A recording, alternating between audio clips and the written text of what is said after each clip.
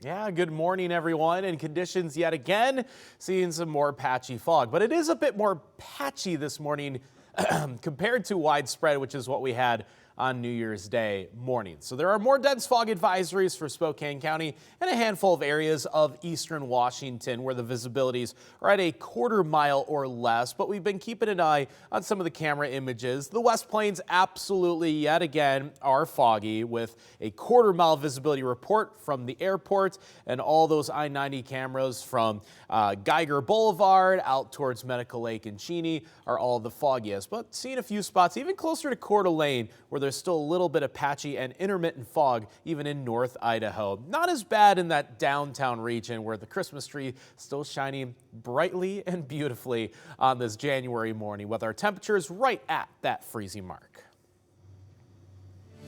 Well, speaking of Christmas trees, the city of Spokane is starting their Christmas tree pickup service today. So this morning, our Nicole Hernandez is joining us live with all of the details on what people need to do before putting their trees out. Good morning, Nicole.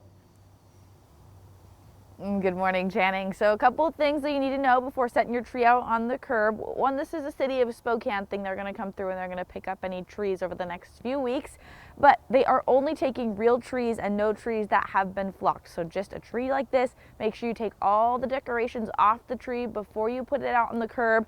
Couple of size requirements as well. It cannot be taller than 6 feet. If it is taller than 6 feet, you can cut it in half to make it that tall or short, I guess. And then the trunk cannot be any more than 3 inches in diameter. Obviously, I got a tiny little Christmas tree that's like Charlie Brown. Mine fits anything, but either way, no matter how big your Christmas tree is, it needs to go at least 3 feet away from your other trash bins, so to give the crews room to pick up the tree and your other bins as well. And then you just pop it right on the curb and they will take it for you.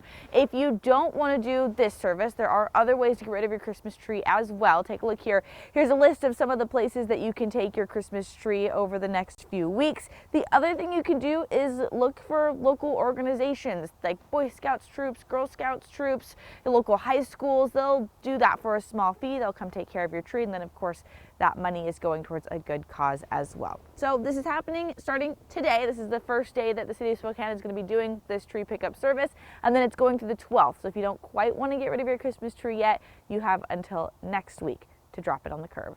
In Spokane, Nicole Hernandez, KREM 2 News. Oh, now a steal! They score! Cody Ford, 3-0 Seattle. A big win for Seattle hockey fans on New Year's Day. The Kraken shut out the Vegas Golden Knights in the NHL Winter Classic at T-Mobile Park. It was the first time the annual game has been held in Seattle. It's really fun that it's here and we have our team to root for and cheer for. It's exciting. Crews spent the past few weeks transforming the baseball field into a temporary ice rink. More than 47,000 fans packed the park yesterday. Well, now turning to the hardwood, the latest AP rankings have been released, and it was a big fall for the Gonzaga men's basketball team. The Bulldogs do still remain ranked, but after their loss to San Diego State last Friday, they dropped 11 spots to number 24. But they're still keeping GU's AP ranking streak alive at 142 straight appearances. The Bulldogs will look to get back on track by starting conference play against Pepperdine at the Spokane Arena on Thursday. And the Gonzaga women's hoops actually jumped up 2 spots in this week's rankings. They're now number 18 in the country.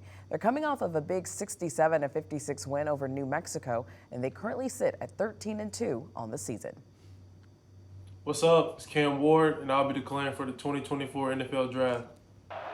Well, there you have it, Coug fans. Cam Ward officially has entered the NFL Draft. He spent the last 2 seasons as the Cougs quarterback after transferring from Incarnate Ward.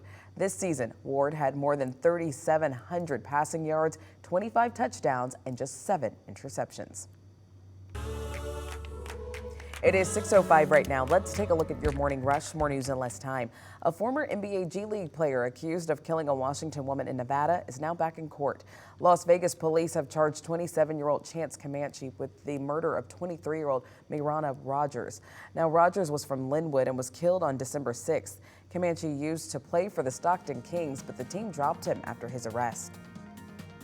The annual Tournament of Roses parade honored a deputy from Washington State yesterday. There was a portrait of Pierce County Deputy Dom Collada on the float for One Legacy, a national organ donation nonprofit. Collada was shot and killed in the line of duty in 2022. We're told that his organ donation saved 4 lives. Life Center Northwest nominated the late deputy to be honored at the Rose Parade.